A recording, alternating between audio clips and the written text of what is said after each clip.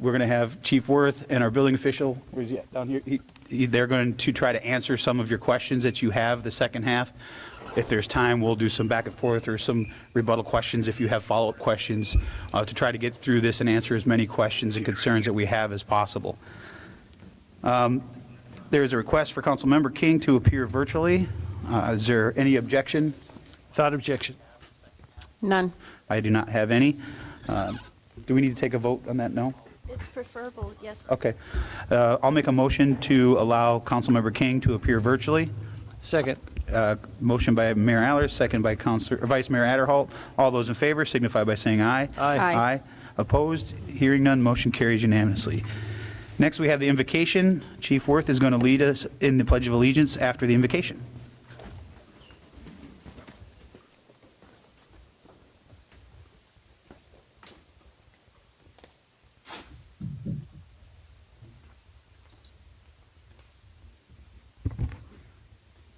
We meet today to focus on the very best that can happen for our lives. Show us what we need to do this day. Give us strength physically, mentally, and emotionally. Help us to successfully meet every aspect of our lives.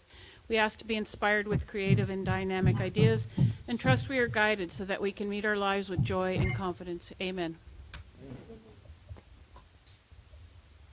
I pledge allegiance to the flag of the United States of America and to the republic for which it stands, one nation, under God, indivisible, with liberty and justice for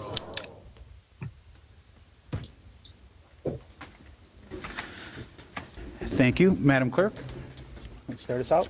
Yep. All right. The first name I have on the list is Rick Mindeman from Santa Maria. Mindeman? I'm sorry if I mispronounced that. If you'll step up to the podium. Rick, are you out there? Okay.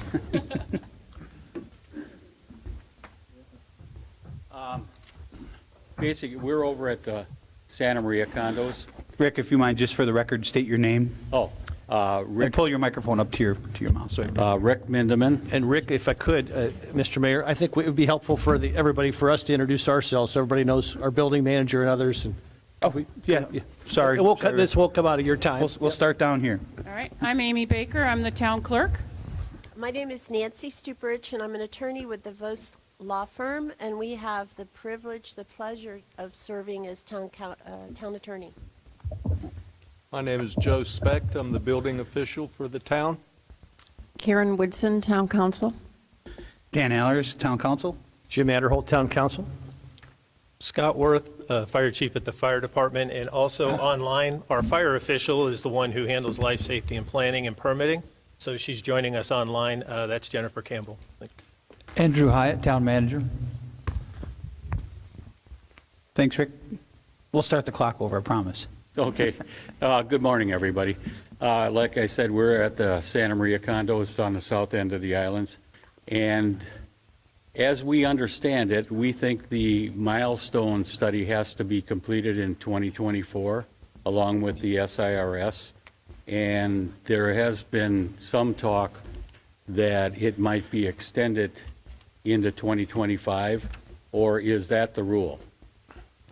That we have to have it completed in 2024? Okay. We're going to take all the questions down, and then we'll have these guys answer them after all the public comment. And one other thing, we were extended water pressure from the road, not needing to have our fire pump replaced at that time, but I understand they gave us a year to get that done. And what's the rule on that? Okay? Thank you. Thank you, Rick. All right. I have Steve Bruns from Caper Beach Club.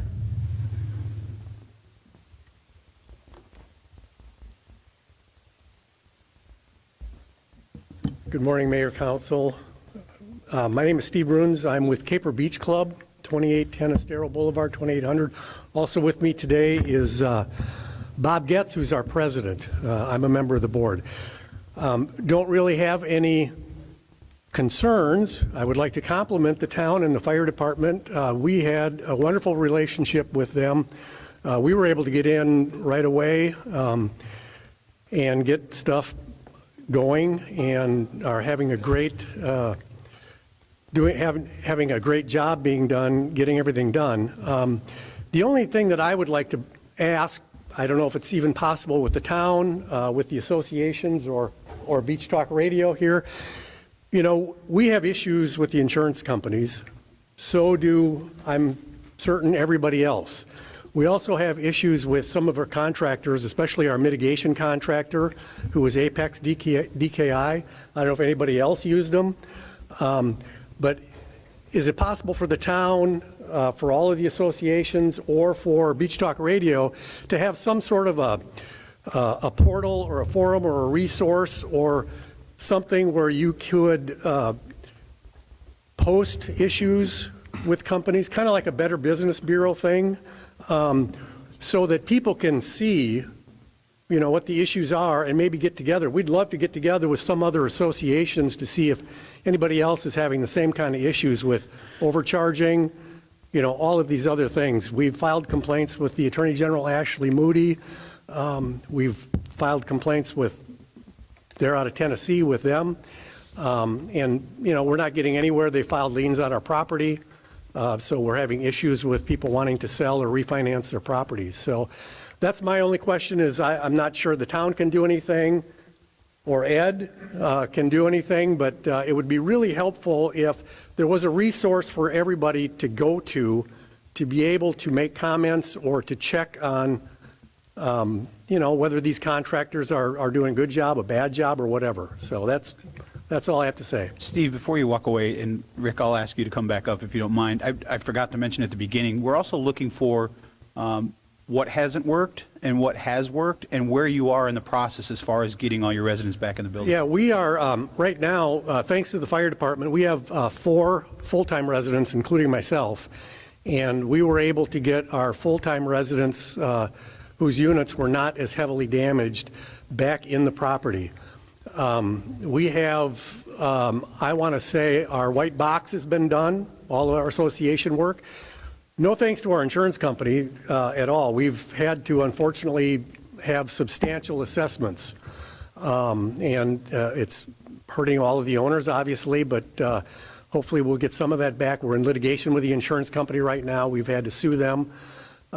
So we've got pretty much all of the common areas and the community things are done. Our pool isn't quite yet done. We need a fence to be completed and some work around there, but the majority of the association work that was damaged has been completed.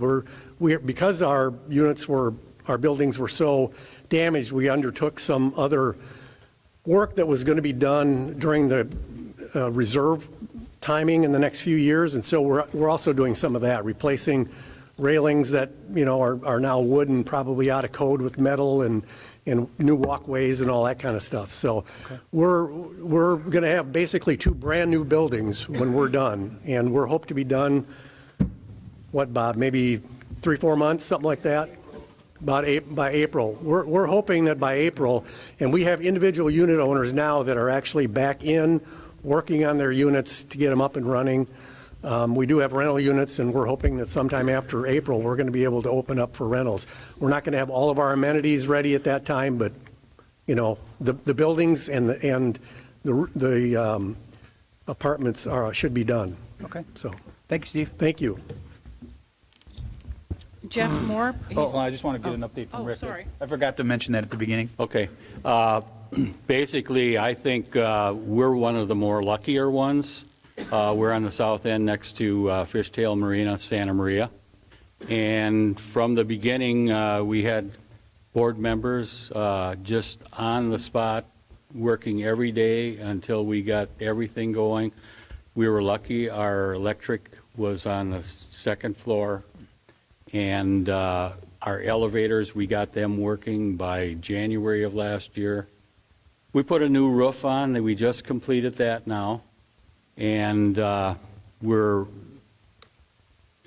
major portion of it is the Master Association replacing decks in our gazebo, Our pool, we had that operating in the season last year. Like I said, we were very, very fortunate.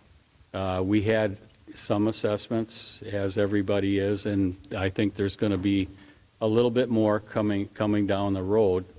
But the majority of it, we're very thankful to our owners and our boards. We got everything going.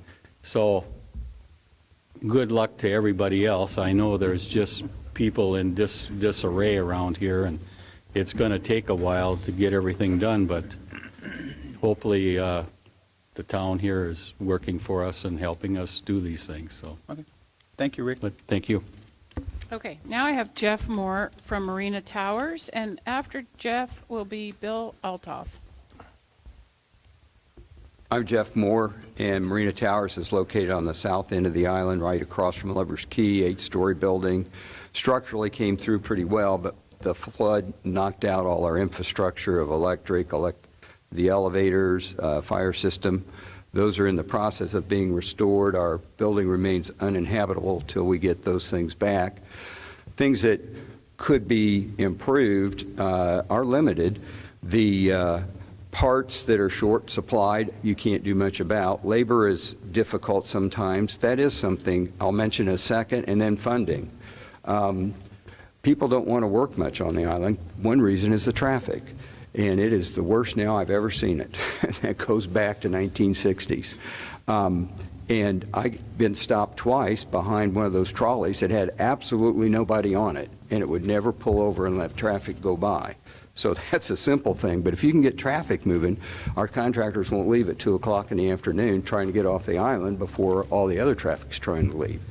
The second thing, funding, I'm not suggesting you become a bank, but if there's a way that we could come together as a group voice, I think the federal government's one of our problems, trying to get an SBA loan. I have worked over 100 hours on it. It's just absolutely ridiculous, the hoops that keep coming up, and now they're going through a system change, they tell me, and our files are locked up.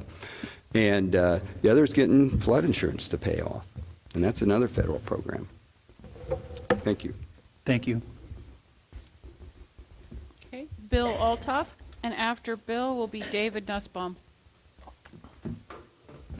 Morning. Nice Morning. seeing you all again. Good morning. Shamron Beach, 7650 Estero Boulevard, beachfront. Got 5 items that I want to talk to, which Bill, everybody... just please identify yourself for the record. Bill Altoff, Thank you, sir. President at Shamron Beach Condominium. Thank you. Okay.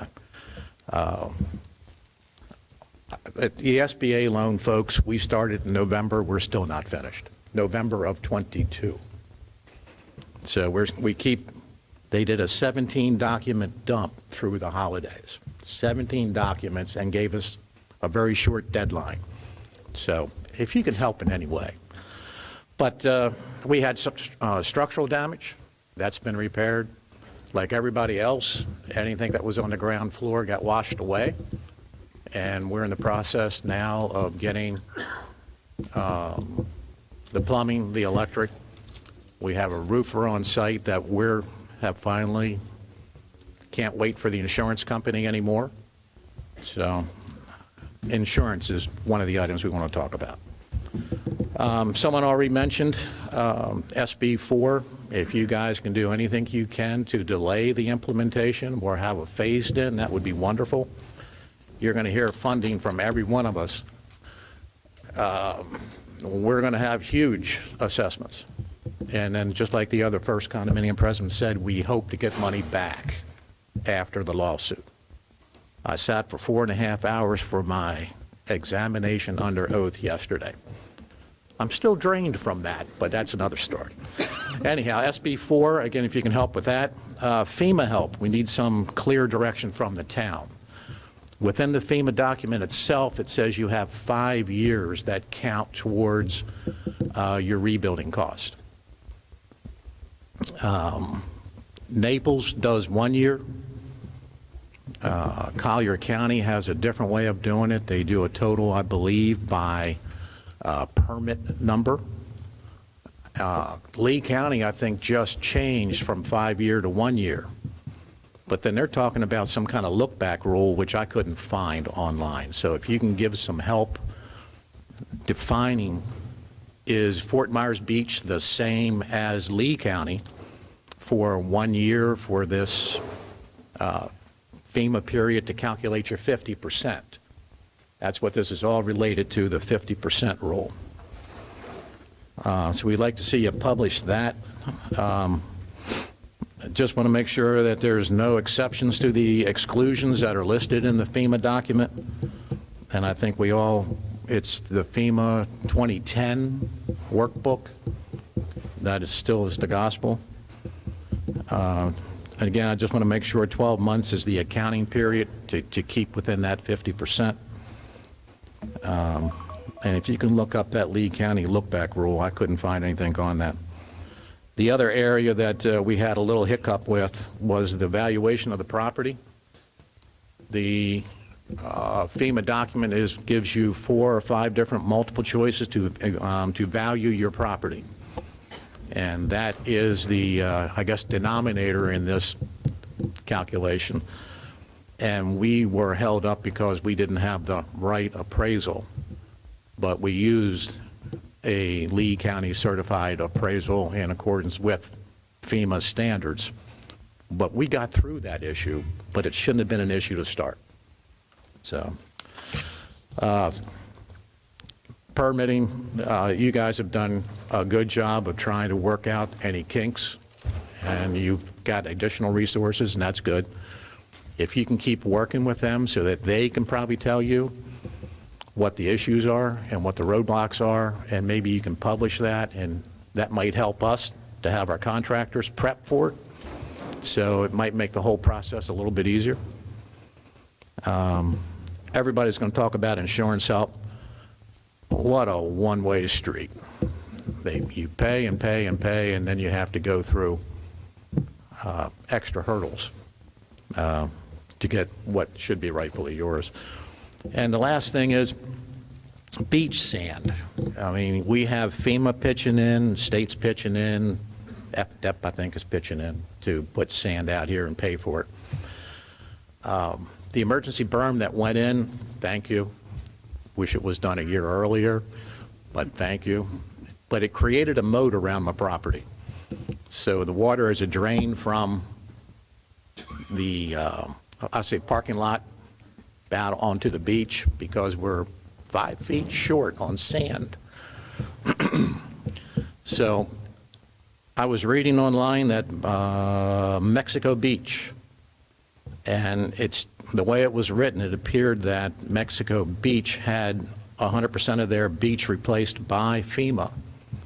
So if you can look into that to see if they can also bring more sand. That gets back to the funding issue. Based on the current costs that I've seen, that's close to $150,000 for sand that the owners would have to put up, in addition to probably close to $80,000 a pop also.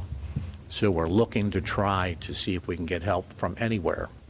So if you can work your magic and get more sand to that beach, that would be fantastic. But they're the 5 items. Thank you. Thanks, Bill. David Nussbaum from Island Winds. After David will be Todd Cluner from Seaside. Good morning, Town Council staff, and Mr. Mayor, thank you for setting this up and giving us a forum to address some of the issues we have. Condo, I'm Dave Nussbaum. I'm president of Island Winds Condominium. We're at 6610 Estero Boulevard. Condos can't open today because we lack necessary parts, permit approvals from the town, authorizations from the fire department, and more importantly, cash. Cash is the driver of all the repairs. We are in the midst of several other people going into legal suit with our wind carrier. We're also in trouble with our FEMA carrier because FEMA continues to change the goalpost. First they wanted estimates, then they wanted contracts, then they wanted invoices, then they came back and they said everything has to be an exactament. And then when you said, here's the exactament, they said, well, your invoices don't match the exactement, they're much higher. Boy, we're in a devastated zone. You couldn't buy drywall back then. So of course they're going to be higher than the exactaments, but they keep moving the goalpost. We have approximately $7 million in claims with FEMA right now on flood. Oh, that's the Italian in me, and I'm not even Italian. And they paid us $1 million. So, and this is 15 months, 14, 15 months after the storm. So we need help. We need help from the legislature. We also need help from the legislature on reserve funding. The end of this year, condominiums have to have mandatory reserve funding. I don't know about the rest of you, but we have exhausted our reserves trying to get our buildings in order. If we can get a moratorium from the state legislature to delay, not negate, but delay the timetable for 2 years, just 2 years, it would save us an infinite amount of cash at the end of this year. Every structure standing today has been inspected by no less than 2 to 3 structural engineers, and we're still here, and we're deemed safe. Otherwise, Frankie wouldn't give us permits.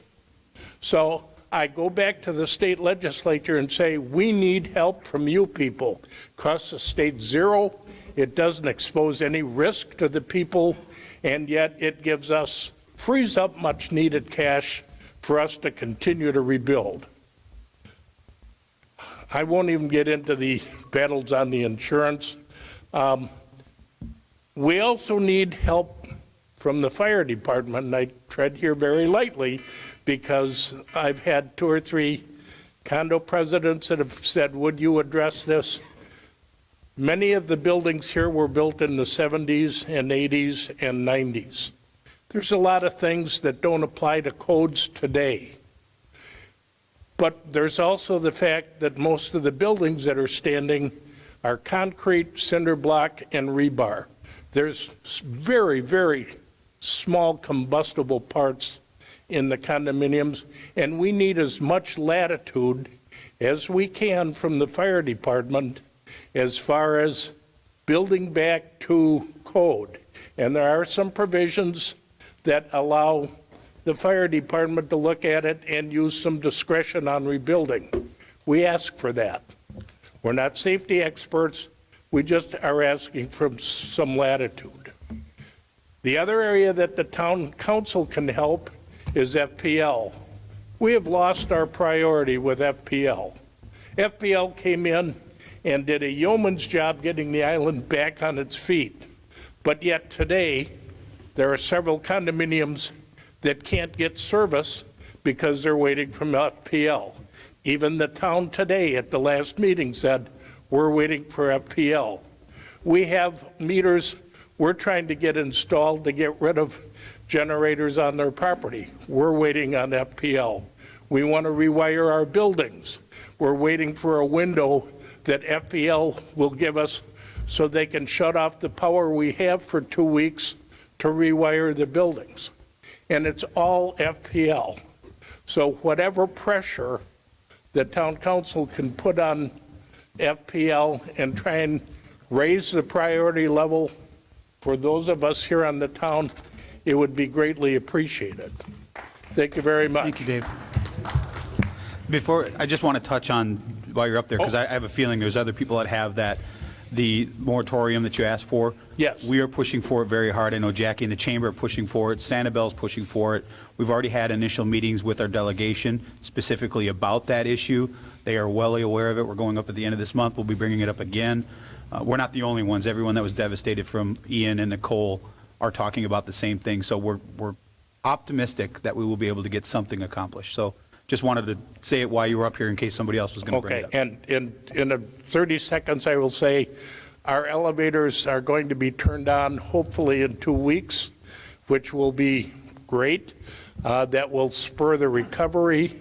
And we are hoping, along with some of the others, that we can be fully functional without the amenities by the end of February or the end of March.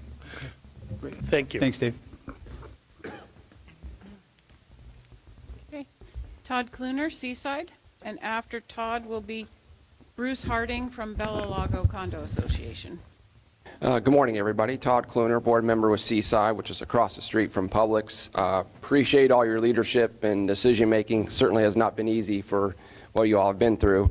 Our project is actually moving along at a great pace. We divided our project into insurance covered, which our main general contractor is handling, and they've got a really good working relationship with the town. And then we have the non-insurance covered item, which, you know, the board members and other owners are spearheading to minimize cost. You know, the good thing is we received all our insurance funds, so cash flow is really not an issue right now. But I do have 3 questions around just the non-insurance covered areas of our property. First one is landscaping. You know, what's the town's code? What's the minimum requirements? What's the process? We've engaged with a large landscaping contractor in town. They're well known. They know most of their stuff, but they still have some unsure areas that they don't quite know about. So we kind of want to get some clarity on that maybe I could talk one off. The second thing is grilling huts. I saw that is a permit required. Didn't know if there's minimum sizes or maximum sizes that we can have.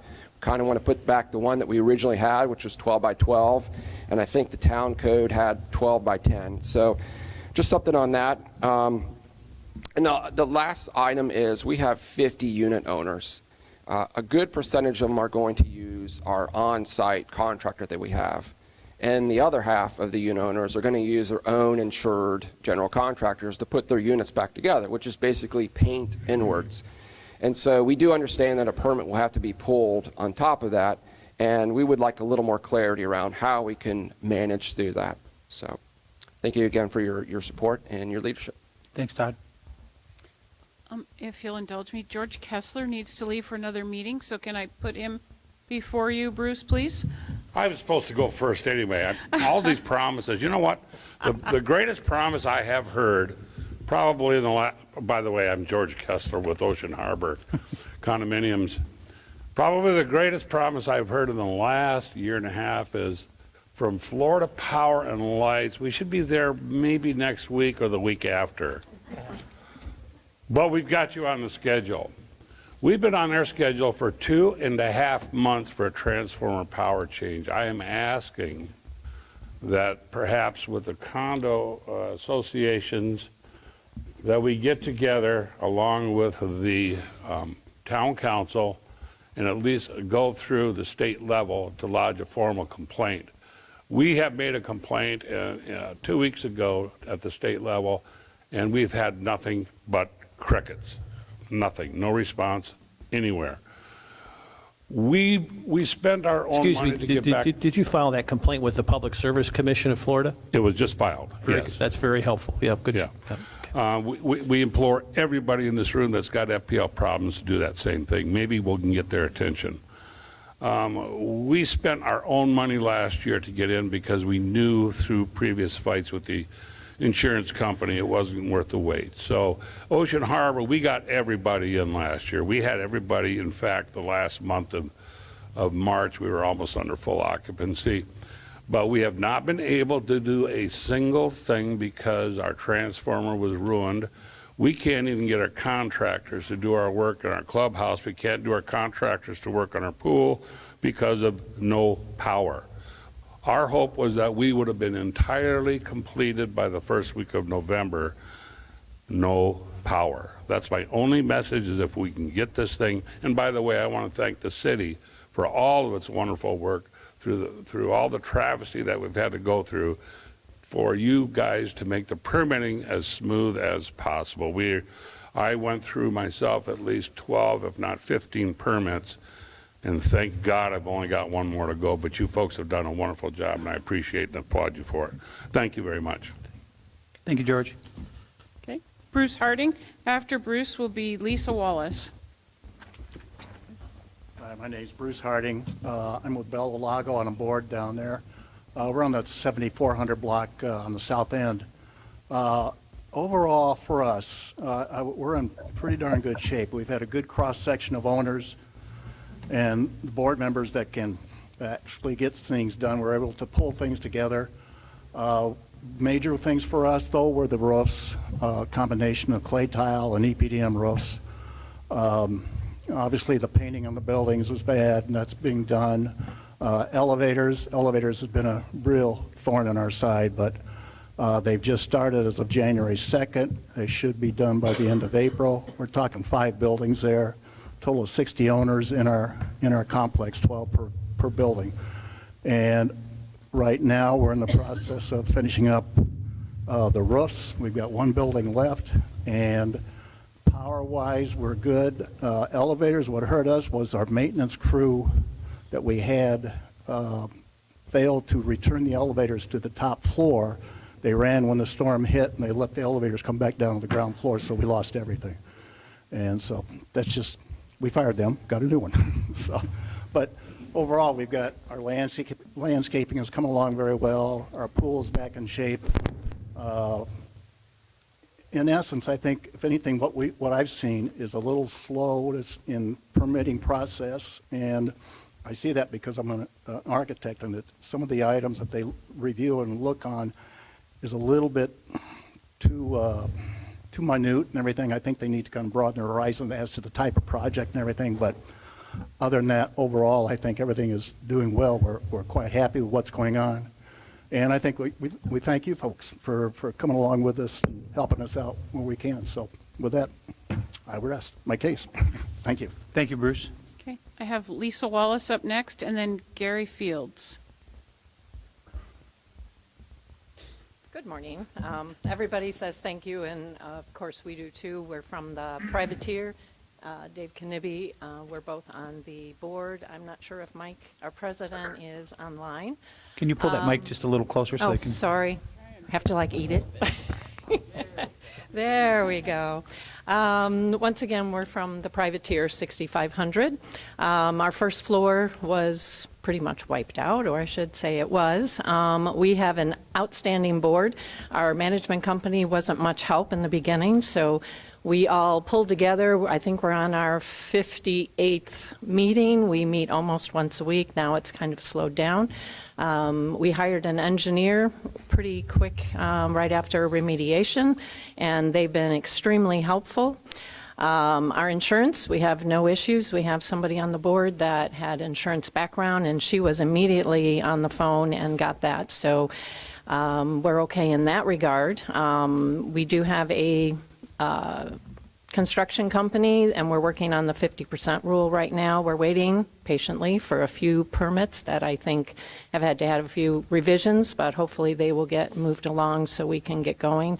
They're patiently waiting so they can begin all the construction. So that's where we're at right now. My question goes along with Mr. Nussbaum about the reserve. We've obviously done the same thing. We've had to use down most of our reserves. Obviously, when we're finished, we're going to be almost new. So until that happens, it's very difficult for us to work in that area. So if we can wait on that, and also with the, in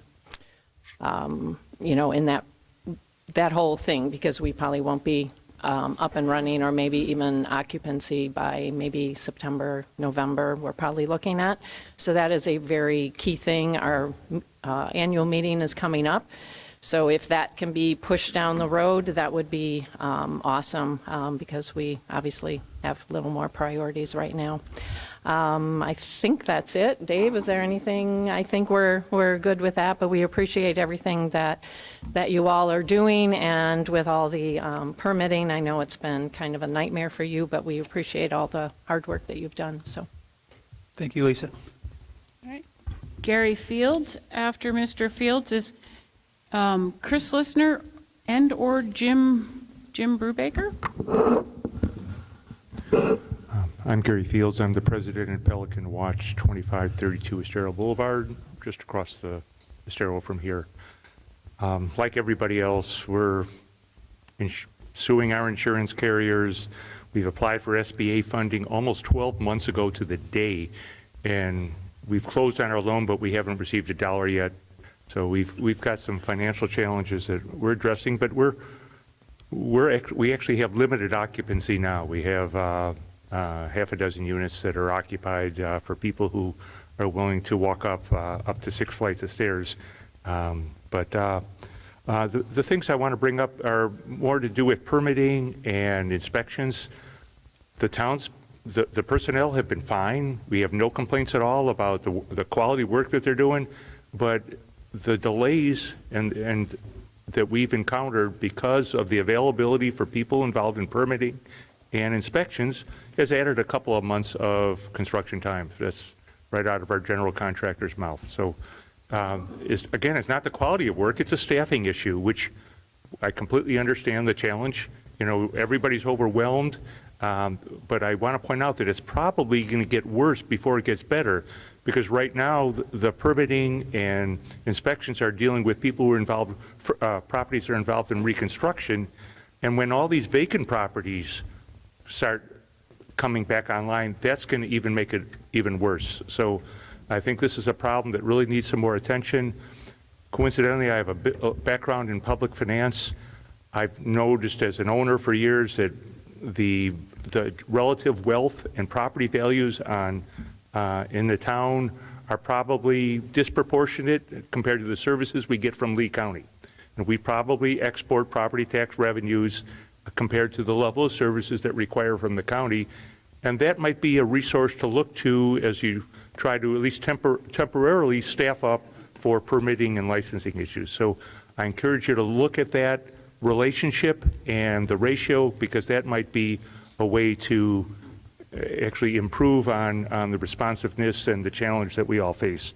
Other than that, I already mentioned litigation with our insurance carriers. We've got the same challenges as everybody else, and I thank you for your willingness to address this challenge. This is something none of us anticipated, and I think we'll be back, you know, not cosmetically, but at least functionally online with our building within 2 or 3 months. So we have limited occupancy. We're getting there, and thank you for your help so far.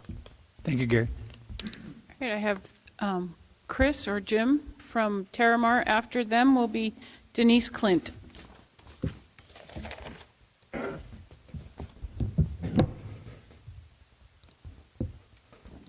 Thank you. My name is Jim Brubaker. I'm associated or affiliated with Terramar at 7100 Estero, right behind the 7-Eleven that's going to open in February with gas.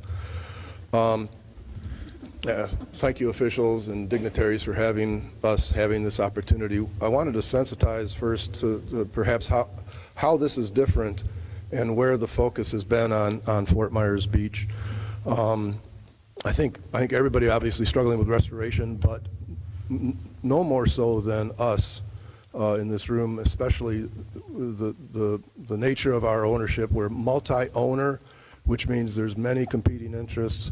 We are board-run, which brings a whole different level of operational challenges to decision-making. And we are mid or high-rise buildings. High-rise buildings, mid-rise buildings are very, very complicated compared to single-family homes. What that means, what the result has been, is that just a natural evolution of emphasis has been afforded single-family homes because, I don't want to say they're easy because they're hard, but they're 70 times easier than a 70-unit condominium building.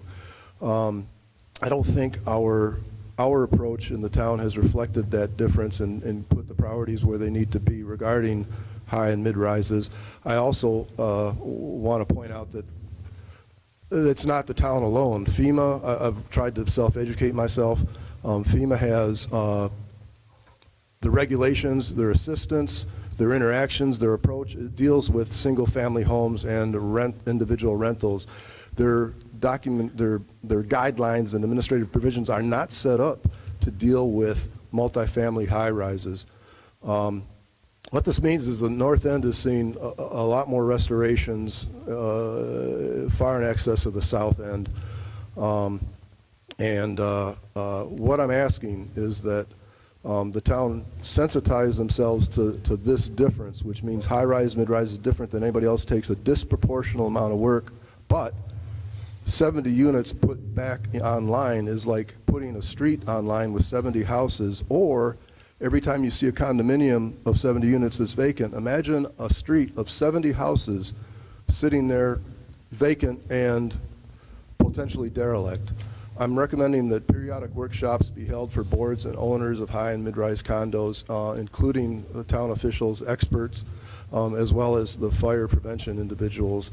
We're concerned that the age of our condo, 1980, is going to prevent us from being able to, or is going to cause us challenges when we go to rebuild our fire suppression equipment.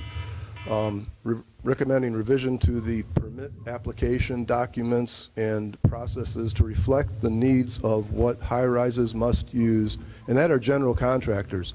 Homeowners can do their own repair work and muddle through the permit process with your help. High-rises, we have to use, I can't see another way than to use a general contractor, and the permitting process and the documentation that's required to be filed is not reflective, does not reflect the needs of the general contractors. And finally, I'm with the others. The town needs to stay on message. FEMA, public approaches, lobby the state.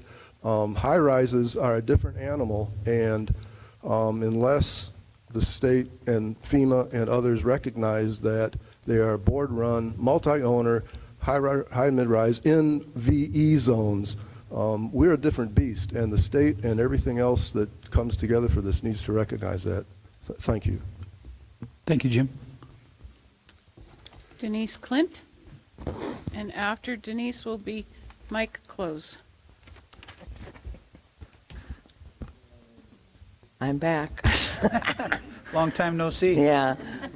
Denise Clint, representing the Sandrac A, 6670 and 6672 Estero. We are pretty much, we are really doing well, thanks to a lot of our board. That's our permanent home, so they were on board right from day one. We pretty much have all of the units, everyone's back in it except for the first floor, which, it's bad all over the island. So our main problems are with the first floor. Let me back up and say that we are doing some things in conjunction with our renovations and the reconstruction stuff that we had started before the storm. So we have a new roof. The whole building has a new roof.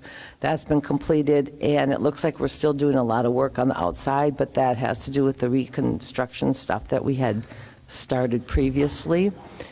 So pretty much everyone is in except for the first floor.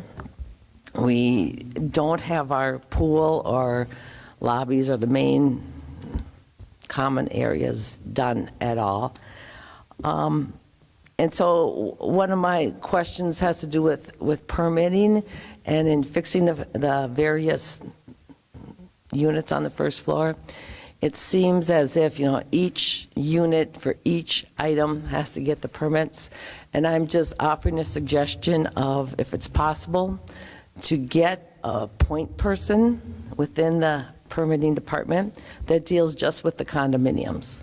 Like the gentleman before me said, we're very unique and different questions. And if we could all have just one person we could call who would, on top of our permits, I think it would be very helpful. Other thing that we desperately need, and I know you're working on, is street lighting. Our entrances are impossible to see at night. Many of us, we have electricity, but not out on the street or in our parking lots yet. So it's, it's really dark out there. And the last thing is that our previous mayor had a breakfast meeting once a month with association presidents. And I'm not saying it has to be the mayor, because it could be spread across the whole council, or even staff, to just set up some kind of a meeting. And it's harder now because we don't have the restaurants available to do it in. But I think we could find something that perhaps just, a monthly meeting like this with just presidents even, could help along ways with your questions and their questions, and it would give opportunity for the different presidents to discuss amongst themselves too what's going on. So thank you. Thanks, Denise. Mike Close. After Mike is Mike Alexander.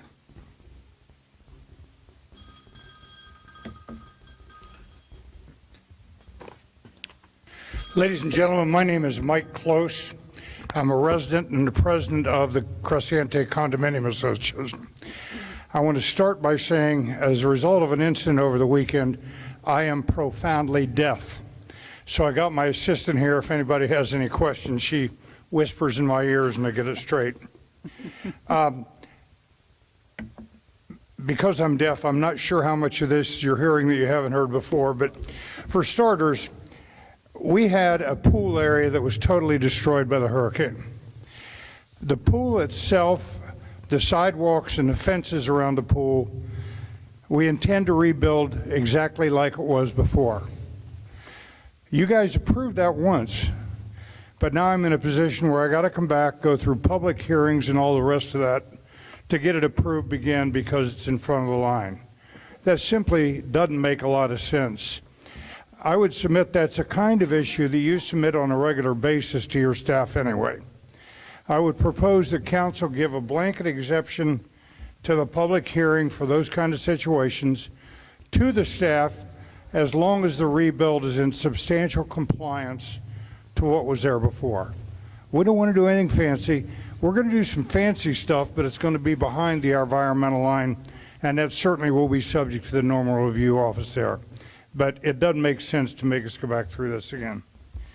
Secondly, under your present ordinances, condominium associations in general are treated different than private residences. If there's a private residence next to me and they have less than $25,000 project, they can even do it with unlicensed contractors, but they got to inspect and be responsible for the work, and they can't do it in anticipation of a sale. We would propose, my condominium manager is certainly a lot more experienced than I would be at managing a project. We would propose that we change the ordinance to allow that same thing to condominium associations as you do the private owners, bearing in mind that this is just a collection of private owners. We're not a corporation for purposes of profit. We're not trying to sell a product. We're trying to live there. So it would seem to make sense that we could do the supervision of our minor projects ourselves. I would also suggest, by the way, as a result of this hurricane, the costs that we've seen have exploded. Maybe $50,000 might be a better minimum than the $25,000 that's there now. You know, we're, I don't know, $22 million in losses, only partially covered by insurance. We got enough to go through without dealing with some of this stuff. Third, I have no problem with the FEMA 50% rule. What I do have a problem is when we make because we made a submittal for $22,000 worth of drywall on our first floor. We've got to submit every piece of information for that as we would for a major project with FEMA. We've got an appraisal of $20 million for that particular building. $22,000 is 0.011% of that amount. It would seem to me the staff can be told to take a look at it and use some common sense. If it's no place ever going to be affected by the FEMA regulations, then why make us go through all the extra work? We have enough to do this rebuild right now.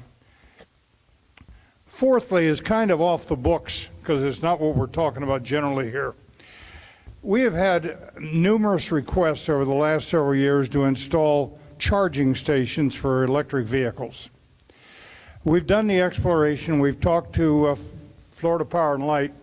That is simply not feasible for us to do. I mean, we're one of the larger associations with 172 units. We can't come close to being able to afford that. But I would suggest that what the city do is take a look at managing a project like that. You can sell charging stations, and we'd be more than happy to buy a couple charging stations, or you can lease them to us, and we pay monthly premiums back to you, so you retain ownership of those stations, but you get it paid for. And I think your bonding capacity would allow that to happen.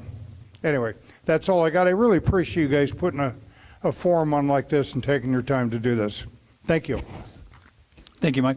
Mike Alexander. After Mr. Alexander is Jim Waltauer.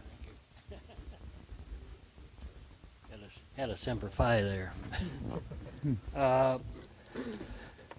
We are at Mike Alexander. I'm the treasurer for Estero Beach Club, 2580 Estero Boulevard, right straight across the street here from where Old Tops used to be.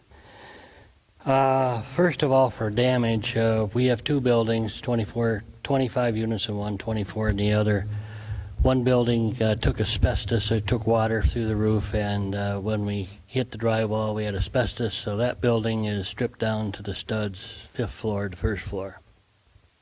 The other building, the roof didn't give out, so floors 2 through 5 are good. So that's the good news, and so we've got one building that we could get occupancy in, assuming that we meet the requirements. From an insurance perspective, we are probably one of the lucky ones. We have a PA through Altieri. He's done an excellent job, and we are getting both wind insurance and flood insurance. Our problem with flood insurance is they are paying us, but they don't tell us what they're paying for. So we have a general overall estimate of what the damage is, and they've given us money, but we don't know what that's for, and then they're asking for additional information. So we're working through that with our PA. I reiterate everything that's been said about Florida Power and Light. We have all of our permanent electrical equipment in, and we've had it in for several months, and we cannot get anything scheduled with Florida Power and Light to get it installed. So that's a problem for us. So we've been told that permits are not required for interior rebuild if we complete a cost form for FEMA. Is that true? It's not. Getting an answer already. Anything else, Jennifer? Okay. That's basically where we're at. Oh, one additional question. We're getting different requirements. What does it take, say, in the one building where our units are fine, what do we have to complete to get or allow occupancy of any of those units? We're getting some mixed reads. Our contractor says we have to have an elevator, but I know there's places all over the beach that have occupancy without their elevators. We're working on the life safety with Florida Life Safety, and we appreciate that. I think once the permits put in, that if we work through you, the fire department, that they can go ahead and start, because that's a pretty standard thing. So we appreciate the cooperation there. So that's it. Thank you, Mike. Okay, Jim Waltauer. After Jim will be Edward Smith.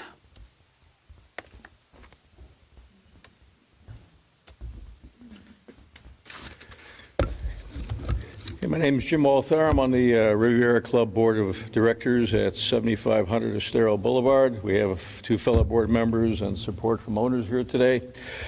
I just want to thank everybody for all their support, and I'm going to give a specific call out to the Fort Myers Beach Fire District. Every time we try to contact them on the inside, whether it be their offices or their inspectors, we get an immediate response. And to me, that is crucial for us getting in.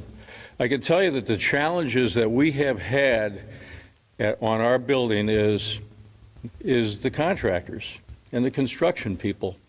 Don't talk to the contractors. Don't talk to the construction people. Don't talk to the engineers.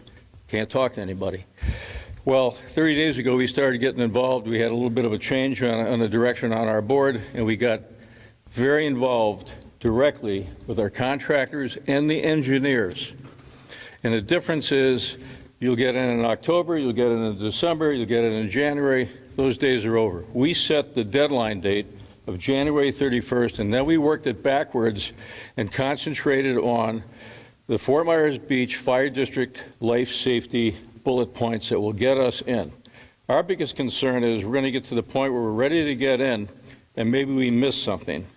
So one of the things that we're going to be looking forward to is maybe getting somebody to walk the property with us and say, okay, here are the 10 points that we have that we know we need to complete to gain occupancy.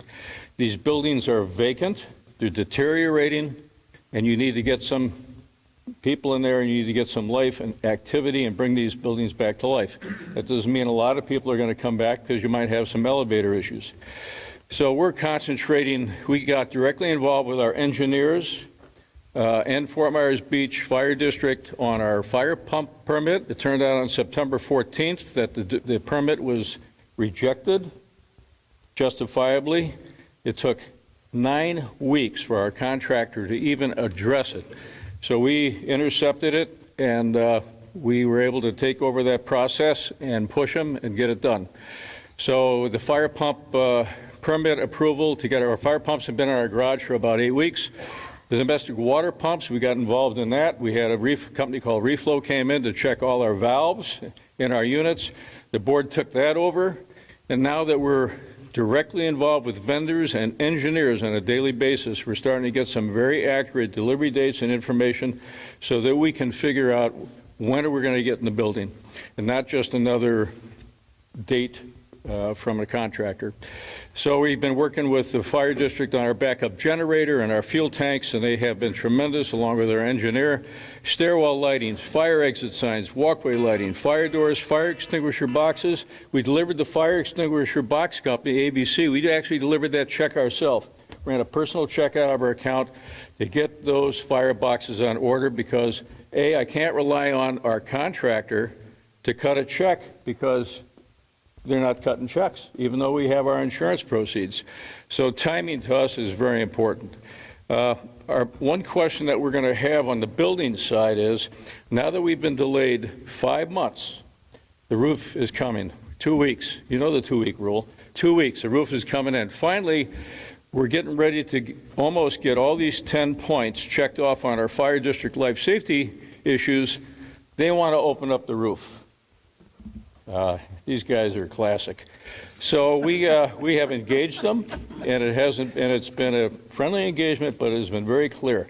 You're not to open up that roof a week before occupancy without our approval. So my question is going to be to the building side of the city when it comes time to get inspections. I would just love to be able to have a building inspector walk the properties and tell me where we're going to have an issue. What am I missing? What should I concentrate on? Because the contractors have 20 different projects going on, 15 are unfinished. They want to open up another major project, and this one may keep us out. So that's my main concern. I know this seems very selfish because there's so many more buildings that have larger issues than this, but as we get closer to our January 31st deadline, we just want to make sure that we're not missing anything. And I want to once again thank the fire district for engaging us and doing such a great job. And it's the fog of war. I mean, there's a lot going on. It's easy to get distracted also on these properties with everything that's going on. They may not be doing the things that want to get you, that can get you in. We have a lot of actions, a lot of activities going on. But so this is what our focus is. And thank you for your time. Appreciate that. Thank you, Jim. Thanks. Edward Smith, and after Mr. Smith is Larry Connolly.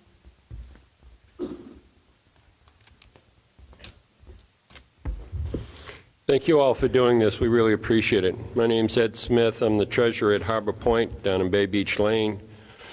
And it's really a little heartwarming to hear that we're not the only ones with all these problems. And it's also good to hear that you're willing to listen to us. And we hope the follow-through is there as well. We will have 2 new buildings, 70 units in each when we're done. New roofs, new windows, new stuccos, all code violations fixed, all new life safety equipment. And I got to thank you guys in the fire department. You've been great. You've been down a couple of times. You talk with us, tell us what we need to do. And it's really been great. Questions already been asked about occupancy and what needs to go. We're starting to turn units over back to the owners for them to do their contract work, but no occupancy because the life safety issue in particular. And my first thing I'd like some feedback on and some guidance from the fire department, in particular is on these electrical rooms, the memo that was sent out to the managers about what happened down on Marco Island. We're looking into putting sniffers in there so that we can put alarms out for safety of people, but we would really like some guidance on, will that make any difference? Because if you go and look at that report, which I'm sure you have, sniffers wouldn't have helped you with that. So the question really comes up is, what can we do to protect the property and the people working there? So whatever help you can give us, we'd greatly appreciate it. Been to the code office a number of times myself, asking questions. Always gotten good answers, and very rarely were they conflicting answers, which is good. But we have issues with trying to make decisions ourselves on emergency generators and emergency fire pumps. And from what I understand after being there, that there are no temporary fire pumps. They all have to be put back in place at the right elevation per the code. So no temporary there. So I'd like to, if we could get that verified, that'd be useful. And I know you can use a temporary generator, but it has to be on a trailer to be pulled away. So curious of what temporary means on temporary generator. Is it 6 months or is it 6 years? The permitting, like I said, you guys have been, we haven't had real problems with the permitting. It's been very good through our general contractor. But we do have a question concerning small things in units. The code in Fort Myers Beach is more restrictive than the state code on such things as tiling and hanging cabinets and trim work. And with the transition from the GC to the unit owners bringing in their own contractors, this is causing a lot of concern and a lot of discussion. It would be really useful as we go through this transition time if the city or the town here could relax some of those issues associated with things that other places aren't requiring, like tiling permitting, hanging cabinets. I understand if it's a replacement, you don't need a permit, but right now you need a permit from what you say on hanging cabinets. So that's a great issue for us, and I'm not sure how many other associations are having that. But if we could relax the code on some of those little things, it would make getting people back into their units quicker, and it would save owners a lot more money. And we're all hurting for money. The assessments, we've tried to minimize our assessments, but they still sting, no matter how small you try to make them. And I highly support this issue of trying to get that reserve funding pushed out a couple more years. And the biggest issue we're facing right now in getting people back in is the life safety, in particular moving the electrical rooms up to the first floor. And the one thing I'm walking away with today is we're expecting Florida Power and Light to be here in about a month and a half, and we need them for the electrical rooms. But I am not too comfortable with that position any longer. So again, thank you all for what you're doing, and I support that recommendation that we have you have more meetings more often with the associations. Thank you all. Have a great day. Thank you, Edward. Larry Connolly, and after Mr. Connolly is David Wellington. Morning. My name's Larry Connolly. I'm from Windward Point, down on 400 Linnell Road. And I'd just like to get a clarification on the turtle lights for our parking lot area. We've gone back and forth with our electrical contractor, and the cost of going from our regular lighting to that is like 4 times the cost, and we can't get what the actual requirement is and something possibly in writing, so we have to go back to our insurance company to, reestablish what that cost is going to be. Otherwise, we're very fortunate for where we're at, and thank you very much for your time. Thank you, Larry. David Wellington. After Mr. Wellington is Wally Carpenter. Good morning. My name's Dave Wellington. I represent the Bay Village Condominium Association. We have 7 buildings with 108 units. I also would like to thank everyone for this meeting. Our issues right now are with permitting. Basically, we're not able to occupy. We have permits allowing insulation and drywall installation in 3 buildings, but we're waiting on the permits for the other 4 buildings. So that would be helpful if we could get those permits and get the insulation, drywall. We're all looking forward to moving home. We've been displaced for several months like everyone else. We're also waiting on electrical permits. We have to replace the service equipment in all 7 buildings. So if you can help us with the electrical permits, that would help also.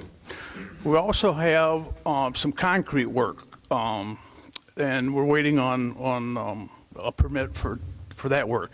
I don't know if it's the contractor or the building inspection department in regard to that permit. So in regard to the concrete, I'm not sure why there's a delay for that, but the other 4 permits and the electrical permit, we're waiting on the inspection department.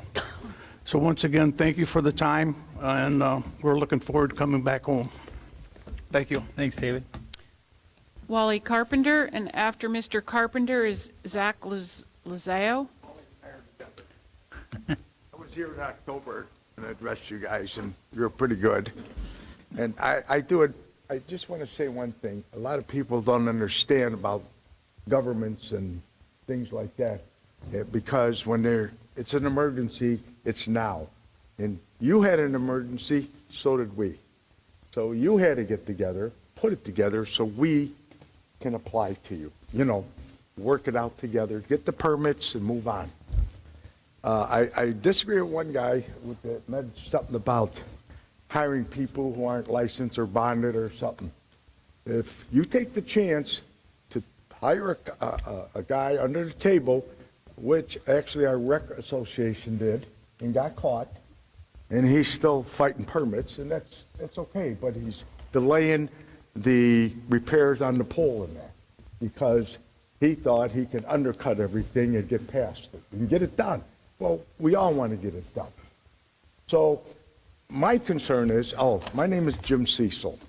Thanks, Jim. And I think if you remember me, I do sit on a city council in my hometown for 37 years. So I understand your problem, and I know what you go through.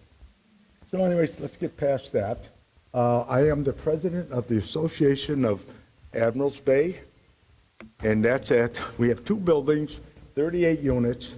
We're very fortunate. We have tall condominiums in front of us, 2, what do you call it? I always forget. I have a canal like on one side and all that mangrove, I call it, or whatever. I'm from the north. So, but anyways, and we're protected behind us with another condo. But we have a complex in there. We have a 3-story building, open parking under the garages. It only flooded to underneath the first floor. We had 3 broken windows, and this is where I get the permitting again. It took us almost a year. We ordered the windows after the hurricane from the last president. And then he sold his unit, and I had to take over the position. So we finally, this guy's name was Paul Hester. He does windows. So he had, the other president had to make up the windows. The windows were sitting there and sitting there and sitting there. But in the meantime, we sent estimates to the insurance companies.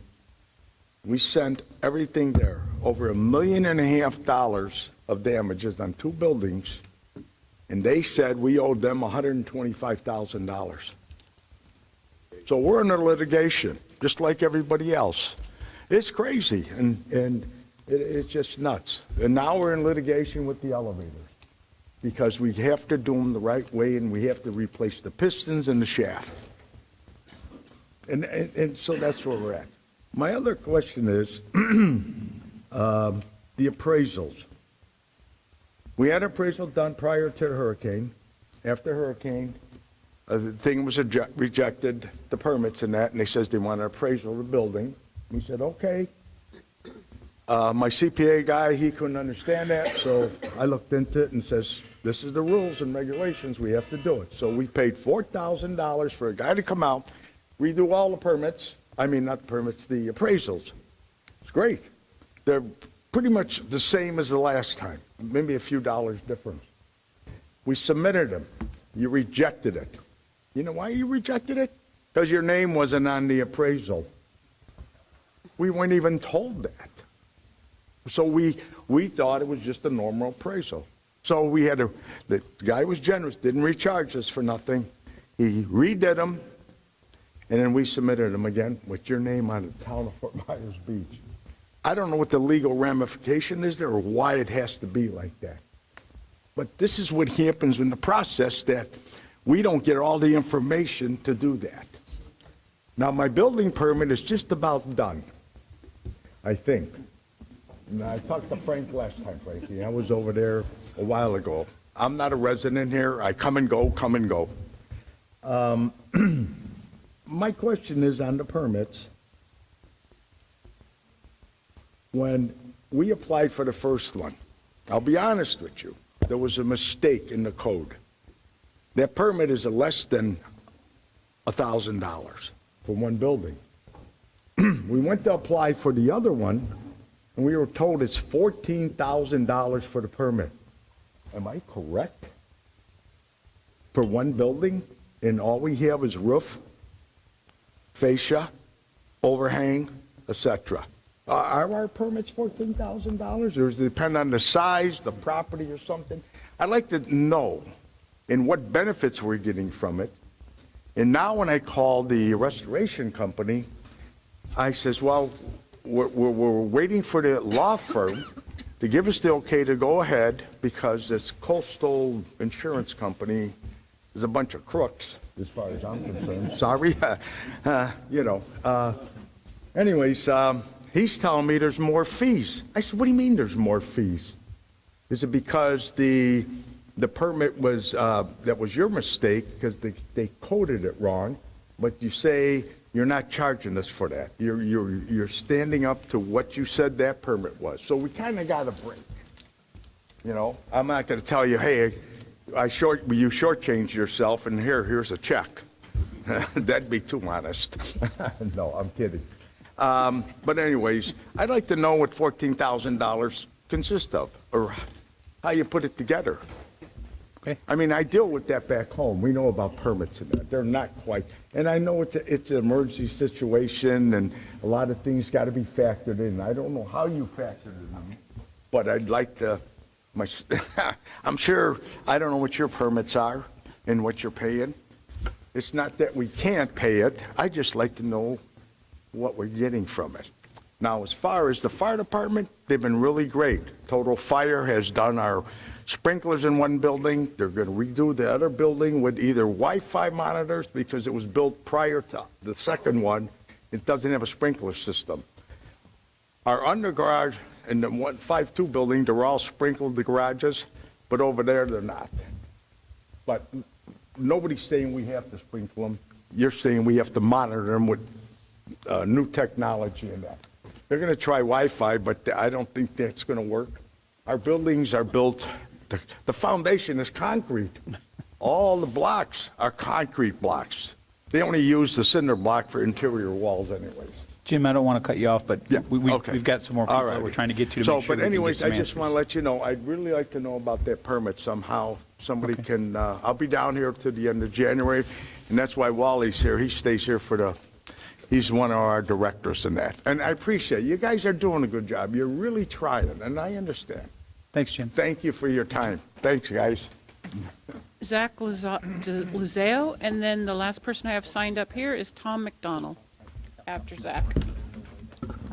How you guys doing? My name is Zach Luzeo. I'm with Studio AD Architect, and we're working on a couple of condo repair projects here. And I think the main objective is to save these buildings. They're structurally sound, and we're looking to get clarification on some of the categorization of the code. So The first step as architects, we have to determine the scope of work, determine what needs to be fixed in the condo, and this assists with us meeting the 50% rule.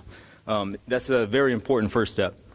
In the Florida existing building code as well in the Florida Fire Prevention Code, there are many pathways, as you guys know, to that a project can be categorized. For example, it could be repair, a change of occupancy, addition, modification, alteration, level 1, 2, or 3. So for to help the condominiums get clarity in the beginning of the project, rather than during plan review, we're looking for to categorize as a repair per the definition of the Florida existing building code.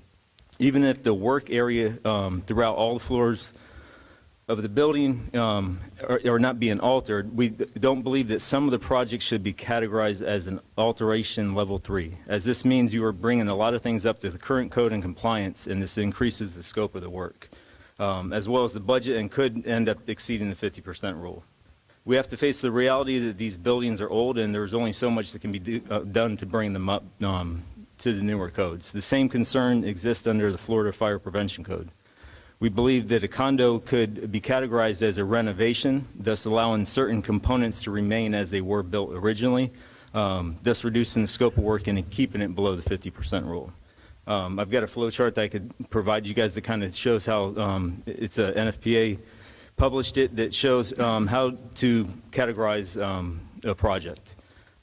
We understand that there's categorizing the buildings as a repair and renovation may not work for every condo, especially those that are reconfiguring the spaces differently than what was there before, but it can help out for some specific projects. So if we could just get that clarification on if we can go with repair or renovation, and if you have any other questions, we thank you for your time and look forward to the interpretation of that. Thanks, Thank Zach. you. If you can get that to the town clerk, she'll make sure we all get it. Thank you. Thanks. Tom McDonald.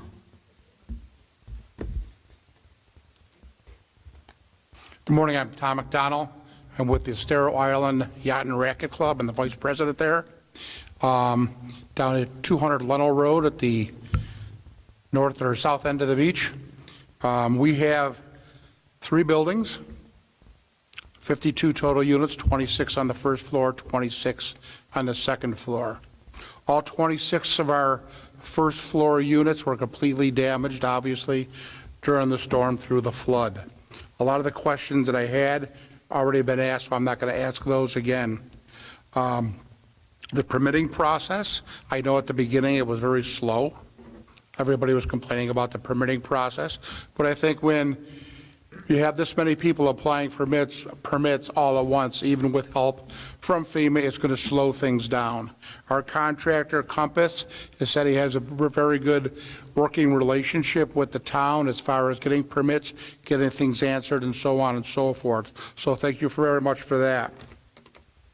One of the things I do have on the permits is, somebody did mention it, that our general contractor is going to be doing most of the rebuild. Some of our homeowners have said that they would like to, after the white box, finish that. And I hear somebody talking here that they will need a permit to do their own white box, or after the white box, to finish their unit. And if somebody could clarify that for us, because we were told, no, they will not need a permit to finish after the white box, to install their cabinetry and so on and so forth. If some of that could be clarified. Another complaint I was having was with Florida Power and Light, but after listening to everybody else, my problem is very, very small on 3 street lights. After I called them, I put a complaint in. They give you the 40-day turnaround. I called them. They go, well, Mr. McDonald, there's a 40-day turnaround on getting these lights fixed. They go, well, it's been 89, and according to my calculations, that's way over. But listening to other people, mine is very minimal. As far as the insurance payments, like many of us here, we've had to sue our wind carrier to get the monies for it. And of course, that cost us a very large sum of money, but we did settle with the wind carrier, and we were able to get 3 new roofs on all 3 of our buildings have been replaced, and they're fantastic, so we're very happy with that. As far as our flood carrier, I think we're having the same problem as everybody else. They keep asking for little things. You think you give, supply them everything, you cross all the Ts, dot all the Is, and then they want to know how many linear feet of PEX water line are you going to use in each unit? Really? This is minimal. And they keep asking for these things. And I understand, you know, FEMA that runs it, it's a federal agency, it's involved with the insurance companies, and trying to get answers from them is very, very difficult. Okay. Likewise, somebody also mentioned the contractors on the beach leaving early because they have to get off of the island. I've never seen the traffic this bad. I wrote to Ed yesterday in regards to the traffic, the new light down by Margaritaville, and I was coming back yesterday, and I noticed it seemed like probably 30 or 40% of the vehicles at 2 o'clock, 3 o'clock in the afternoon were construction vehicles leaving the island. And I don't know if the town has looked at that light down there. I don't think it's helping or doing what they had planned or hoped that it was going to do, but I know that's not really involving this unit or this group, but it's hopefully something that the town can look at to try to rectify this problem. Because in the middle of the afternoon right now, there's not that many people at the south end of the island, and traffic is backed up all the way past Publix. I don't think that's very acceptable. But thank you for holding this meeting, and looking forward to the answers from everybody. Thank you, Tom. That's all we have signed up? Yes, I don't know what your intentions are with the Zoom folks. Well, I guess I'm going to ask Chief Worth and Joe, based on what have you heard so far, how much time do you need to address most, if not all, of these concerns? I want to make sure you have enough time to address the people that have been here so far to speak. I picked up about 4 or 5, 10 minutes probably. Okay. What about Joe? Not too much time, maybe 15, 20 minutes. Okay, so we've got about another 10 minutes or so. We can see if there's any questions that have come in from the virtual world. If there's any questions, or you can ask them to raise their hands to chat with us, and we'll activate their speakers. Yeah, we'll get through as many as we can, but I want to make sure we have enough time to answer some questions. Maybe just wave your hands in your camera so we can see you. I'm talking Zoom people here. Yeah, he's moving on. Okay, well, until we get connection with these folks, we have a lady out here that would like to speak. Come on up. Make sure you identify yourself, please. Hi, I'm Bertie Murphy from Estero Beach Club East, just across the street. So I really thank you for allowing us this opportunity, and I wanted to listen a lot this morning, so I may be repeating some things, but it might be nice for you to hear it, I don't know. Anyway, our biggest maybe issue would be insurance companies, the same as other people have said. Our next issue, I think, would have been permitting.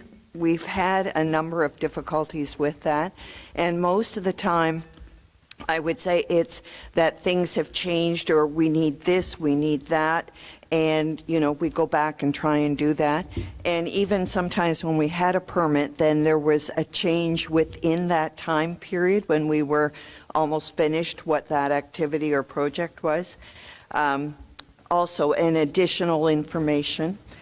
The other thing, the reserve study, we are concerned about that also. As so many have mentioned, we've used a lot of our money, and we understand the value of it and want to pursue that also.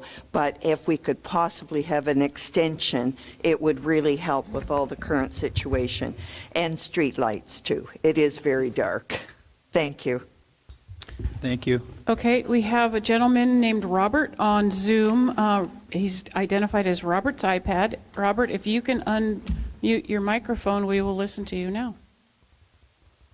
Yes, this is Bob Galvanoni from Carlos Point Beach Club at the south end of the island, 8350. I got a couple of things. First of all, I want to make sure that we get signed in there for strongly endorsing a year or two delay of the state revenue requirements for capital reserves. The money would be very useful in our rebuild. One of the questions we have is we're about to file our application for restoring the ground level, and it's in the millions of dollars. And we have signed the contract with our contractor to do this, which means it's a hard quote. And the only thing that can change it is change orders negotiated between us. Now, he's saying that he needs to have all of the subcontractors' contracts signed before he can submit. Now, I don't see why that's a requirement, quite frankly. He's stuck with the amount of money he's put on that contract. And I know it's all useful for the 50% rule, which frankly, I don't think it's going to apply in our case at all. So that's one other concern we have. And one other one is there any way to get a partial approval of a large contract like that? Like, there might be some first steps that might take us 30 days, and we could get a partial approval of phase 1 while you're working on phase 2 through N. That's another question. And last, I read in the Beach Talk newspaper that you're going to delay the sand for renourishment of our beach at the south end. I can tell you, if that thing doesn't get done by the end of, I'd say, in the fourth quarter sometime, you're talking September, October now, we're going to have a hard time renting those units because the beach is going to look like heck. And that's not where we want to be. You're going to lose revenue. We're going to lose revenue. It will not be a good thing. So I wanted to raise that issue too. Thank you. Thank you, Robert. I think that's it. Okay. Chief Worth, we'll start with you if you don't mind. If you want to touch on some of the questions. Sure, I don't mind. Whoever's running Zoom, can we make sure that Jennifer Campbell is available to speak if possible? Jennifer, if you can raise your hand on Zoom, we can bring you forward. Put her front and center. I think I'm unmuted if you can hear me. Perfect. We can hear you. We can, perfect, thank you. Okay, so. Okay. Jen, do you want to go first?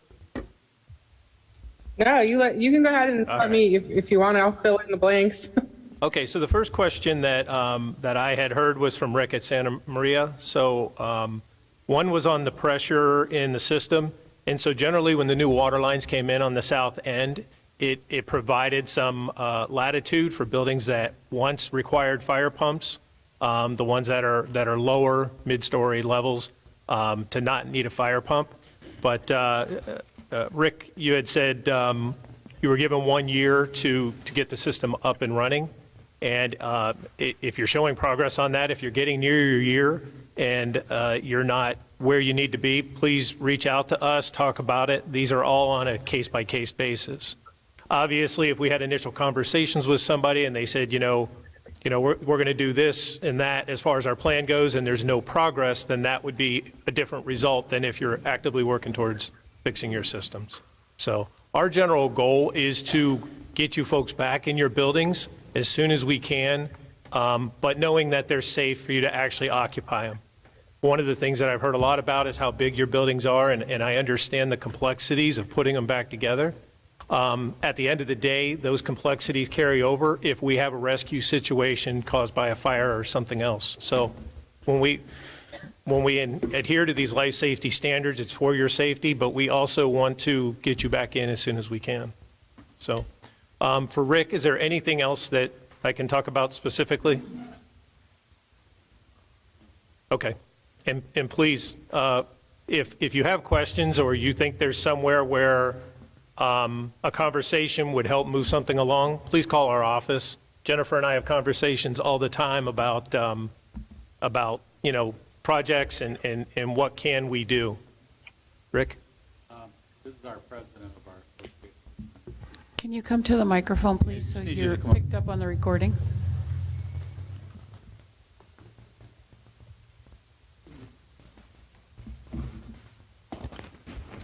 Hello, my name is John Fienza, and as Rick said, I'm the president of the Santa Maria 2 Condo Association. I'd like to address my comment to, I'm sorry, I'm blind and I can't relate a lot to remembering names and things, but to you, sir, with our fine fire department, and to Jennifer Campbell. I want to say that between you folks and Bill Genevrino, You've kept us very aware of what's going on and what's necessary to bring our condo up, and we were some of the first to be able to have occupancy because of the grace provided and the clarity provided by you in the fire service here on Fort Myers Beach. And I just want to make a comment of commendation and to express to everyone else here on condo boards that if you ask for information from our fire department and the people in our fire department, they are very gracious and they have provided us with clarity and all the proper information through the process. So I just want to say a big thank you to all of you with FMB Fire. I think it's one of the best fire services in Southwest Florida. Thank you. Thank you. On behalf of my whole team, I thank you for those words and your support. The next one, for David at Island Winds, I know you had mentioned that you're unable to open part or all of your building because of needed authorizations from the fire department. That wasn't necessarily our building. Okay. I was told, I was the guy that had to put the bell on the cat. I had several residents that asked me to just mention that. He was just, he was just Okay. the messenger. Just in general. I'm the messenger. Okay, my general message back is the same as I had said. If anybody thinks there's any, if you feel like the fire department could do more to help along, reach out to us. You know, when Jennifer and I have conversations, a lot of times we talk about the code being guardrails on either side of the road. And we like to do whatever we can within the code to help buildings get back up and running the best we can, but still adhering to those codes that protect us all. So, thank you.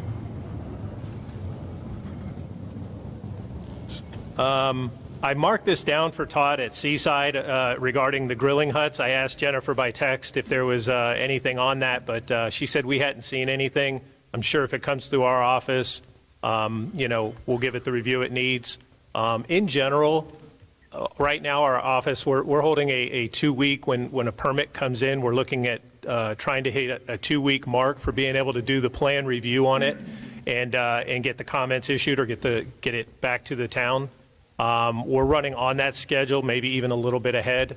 And we do have additional capacity. We've seen some influxes that have taken us a little past 2 weeks, but generally we're turning those things out pretty quick. And, you know, kudos to the town because they are, when those plans are coming in, they're doing a very good job of making sure that they're being routed to the fire department so we can get started on our end. So.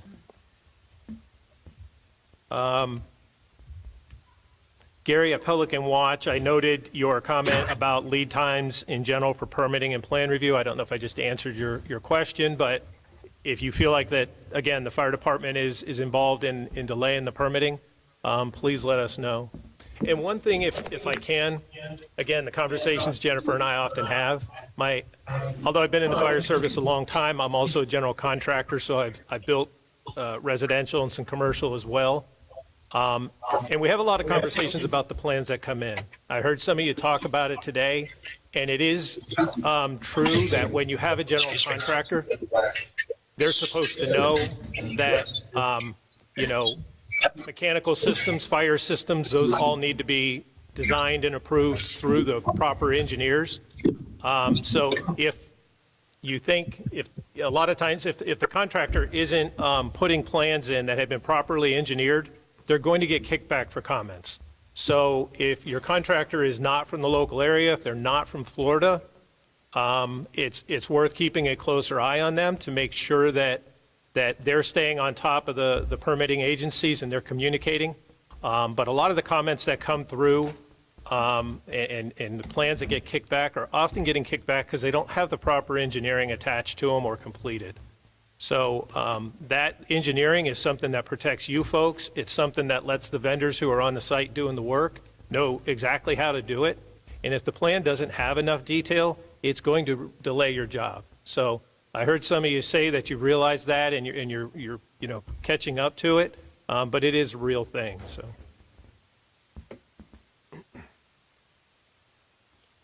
And then on Riviera Club, again, Jim, thank you for your feedback and letting us know how we're doing. I appreciate that.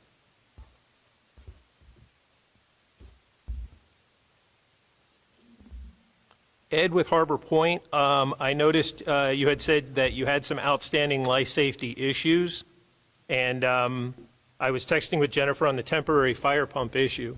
So we've had some different associations that have come up, and they're having delays with their fire pumps like everybody is with the bigger equipment.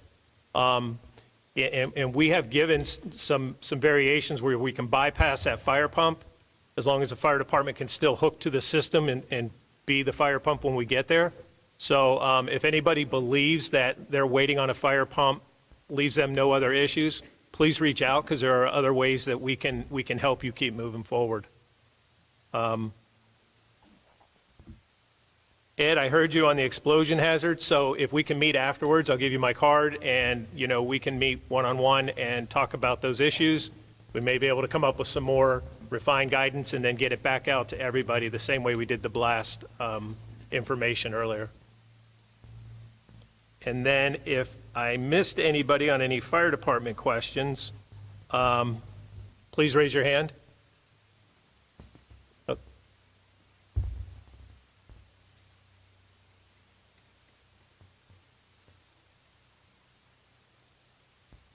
Morning. Thank you very much for hearing us. Bob Key with Harbor Point. I'm following up on Ed Smith's question on the fire life safety.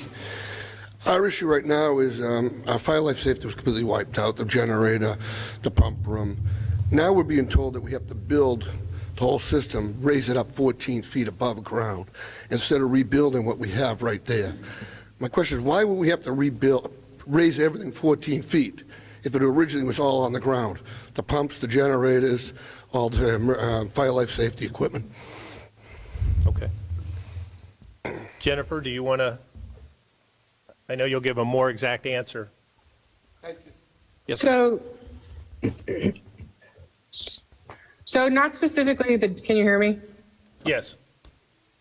Okay, so not specifically the generator, ours is more directed towards the fire pumps. NFPA gives us the ability to say that these need to be protected.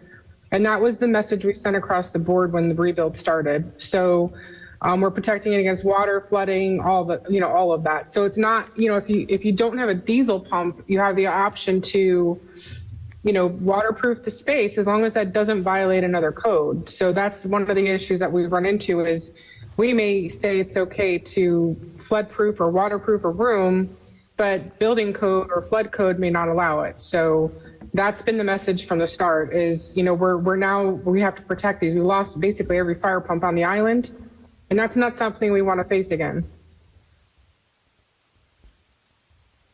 You got another fire department question? Come on. My name is John Tuttle. I'm the president of Hold on, John, wait till you get up. I'm sorry. John Tuttle, I'm the president of the Sandcaper Association. So this issue of the fire pump is our one holdup. We're very fortunate. Insurance, all these other areas, we're in good shape. The fire pump, though, the code I've sent, and by the way, Jennifer, Chief Worth, you've all been very helpful. Bill, I can't commend you enough. But the fire pump, the code that I was given was NFPA 20.4.14.1. And it addresses what Jennifer just stated, the fire pump shall be protected. But part of that same code, and I think there could be some leeway here, it says based on what properties faced after Hurricane Ian, those cases where the authority having jurisdiction, I believe that would be Jennifer and yourself. It basically says depending on the acceptable degree of risk. So there's some leeway there. What is the acceptable degree of risk? But it says the authority having jurisdiction shall be permitted to apply retroactively. It doesn't say they have to apply retroactively. So I know a number of associations I've talked to and deal with. I'm looking at right now a $250,000 new building, a waterproof building. The submarine doors alone are $54,000. The other option is to build up. I have to go back. But that is the one item that is holding up my whole exterior process. I can't redo the pool until this building is figured out. So I would ask if there is a possibility in the code, and the way I read it, it says those having jurisdiction shall be permitted to apply retroactively. It doesn't say that they have to. We have a pump sitting in a warehouse, brand new, ready to put in place, right where the one was before. I could have it there relatively quick, be back up and running. But right now, I'm having to look at all these different options, and I know other associations are having the same problem. So I would just ask, if there is a way, could we put it back in? Building's been there 50 years. We've never had an issue. I would just ask there be some maybe consideration for that. So that's all I have. Thank you. Okay. Joe, you want to get to some of the questions that were directed? Oh, you got another one? Sorry, come on up. I didn't see you. Thanks for your time. I'm Gary Becker. I'm from Palm Harbor Club on Linnell Road. One of the issues that I've heard people talk about right now is, the insurance is a big thing. The island got wiped out. You guys are doing a big deal here. I'm president of our fire department in our town in Ohio. I'm now a resident here because I spent the last 14 months here trying to help people get back in. We have $5.5 million worth of damage. We have $400,000 that was paid by the insurance company. Our problem is one other thing I've heard is we've exhausted all our reserves. So now we have to turn it over to an attorney to try to get our buildings repaired. My question is here. We put a new roof on one of the buildings, spent an additional $70,000 to raise the AC units another 12 inches up off the roof. We have a 6-foot parapet wall on an 8-story building. Our AC units now sit above the roof, above the parapet wall.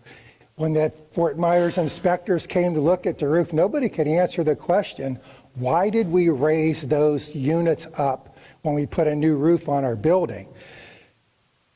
The next one was our simplex system went out on one of our buildings that really didn't have a whole lot of interior damage, so we had to replace our simplex fire alarm system. But we had to bring it up to today's code. That was an additional $74,000. Matter of fact, I should be there right now because they're inspecting it. We had to change the alarm in every unit from outside the bedroom door to inside the bedroom door. Every unit had that. My question is, and we used all our reserves, so all our reserves are exhausted now. So now we just have to sit and wait for attorneys or do a huge assessment. Some of the things that I would like to see for the people down here in the rebuilding process is we have to take a look at, we're trying to rebuild it, not replace it. We're trying to repair it. I understand we should bring it all up to current code, but that wasn't the code in 2021 or 2001 when those buildings were completed. They're post-tension cable buildings. They withstood the storm very well. But we're spending all our money trying to improve the building rather than repair the building. And so that was just my comment. I appreciate everybody's help. It's a monumental job just for our 56 units, but I wish we could. Now that I came to this meeting today, I wish I would have called the fire department and talked about this before we spent over $150,000 just to improve it. I want to repair it. I want everybody back.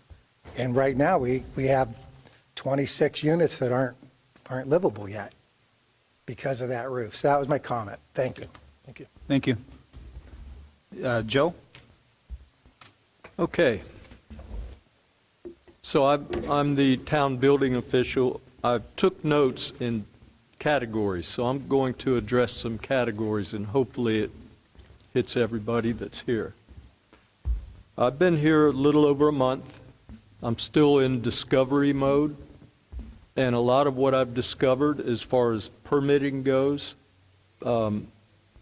addresses your concerns, and I am in the process of a lot of correction so that permits get out right away, if possible, and you all get your lives back together. Some of the categories that I have written down real quick on the milestone inspections. We don't have to hurry on that issue. What I have discovered is, since we already have a lot of engineer reports on these big buildings, they can be used as part of the milestone system that the legislation has started. Yes, there's a date that starts in 2024, but I think we're ahead of the game here because of what's happened to us. Occupancy requirements is a big one because people want to get back in their units. I've been getting that question almost daily over the phone or through emails. So the obvious things are egress, exiting the building during an emergency. That's important. That's where myself and the fire department, we work hand in hand. As long as the stairwells, the escape routes are working, that is one of the requirements. We got to have all of our fire protection in, which is sprinkler systems, alarm systems, things like that. Elevator, that's the big question. If you, we already have some people that are using stairs. To me, an elevator is not an exit. They shut down during an emergency. It's convenience, it's for accessibility. So I'm comfortable myself without an elevator, but again, what I've been saying since I've been here in these kind of situations on site visits, if the fire department's okay with it, most likely I'm going to be okay with it from the building code side. So we'll work hand in hand. One gentleman mentioned methods of compliance in the existing building code. I want you all to know the existing building code is one of my favorite resources and tools because it gives me, as a state licensed building official, leeway in how I can help people get back, how things can be put back like they were instead of brought up to current code, and it gives me some decision-making latitude. I'm working very hard in my reviews now to make sure that that happens. Sorry I wasn't here when all this first happened, but this is now coming to fruition. We're going to get this done. So methods of compliance in the existing building code, I can help you all put it back like it was instead of new code. Permit turnaround, we're working on that. That's in the process of turning around now. I'm getting the permits out for you. Relaxing the requirements on cabinets and trim, I can help you there also. If it's just cabinets and it's just trim, then we can work a way out where a permit will not be required. But if there's electrical involved and if there's plumbing involved, I have to require a permit for obvious reasons. But if it's, I'm sorry? No, if it's just finished materials and nothing else, nothing is being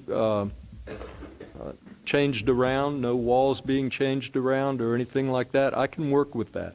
But I have to know that that's what's going to go on. I have to know that you all will come forward and say, hey, we had a revision, we're going to put this in, we're going to put that in. I need your help on that because I want a good working relationship with our people, and I will help you if you do that. I don't want to beat you up, I want to get you back in. So I will start working on that right away, and I welcome phone calls and emails. If you have questions on whether I'll require this or that, just I'm there for you. You can contact me. Joe, before we move on, could you just give out your email if you wouldn't mind so that those listening know how Yes. to? See, it's new, so J. Specht, spell my last name SPECHT, at FMB FMBcondo.com.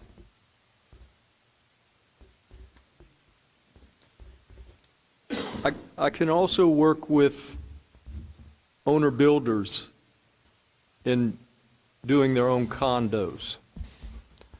The owner-builder requirement is not a local requirement. The owner-builder exemption, it's a state requirement.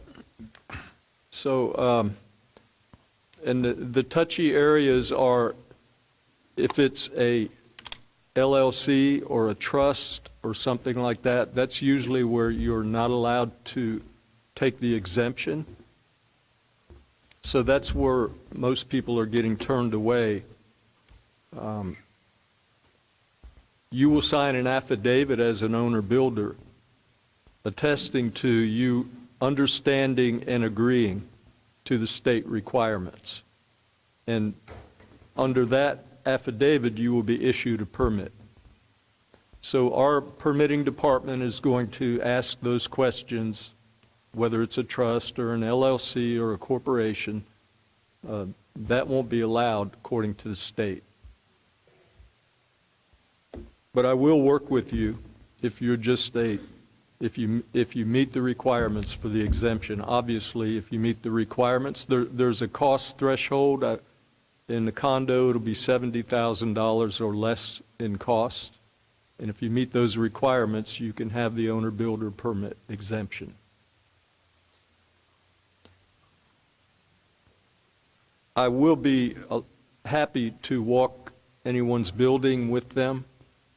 One gentleman requested an inspector to walk the building so you would know what it would take or if there's any issues that might slow you down. Building values. I know it's one of the things I have discovered in my discovery mode in a lot of these permit applications that keep getting kicked back is all the requests for different things on appraisals and things like that. I have already started streamlining that issue. We have to know the value of the work. We have to know the value of the building. We are given not a requirement on how to get the value of the building, but we have leeway on how we estimate that. If I can estimate the value of the building without an appraisal, I won't require an appraisal. And again, I wish I would have been here at the beginning. But from here on out, that's what I can do for you. On the ones that have been kicked back because of appraisal requirements, a lot of those I have taken and reviewed them myself because I was comfortable with the building value already, and I've gotten those permits out. So I'm trying to help with that issue as someone who's just come on board.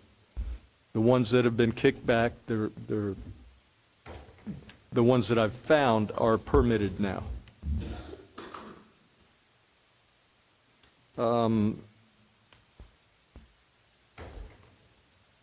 I think that I've covered the one gentleman that talked about the $14,000 permit fee. Can I have your name, please?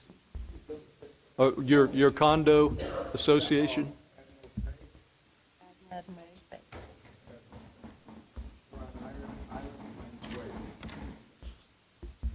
Admiral's Way? Bay, okay. I'll check that out for you. Yes, sir.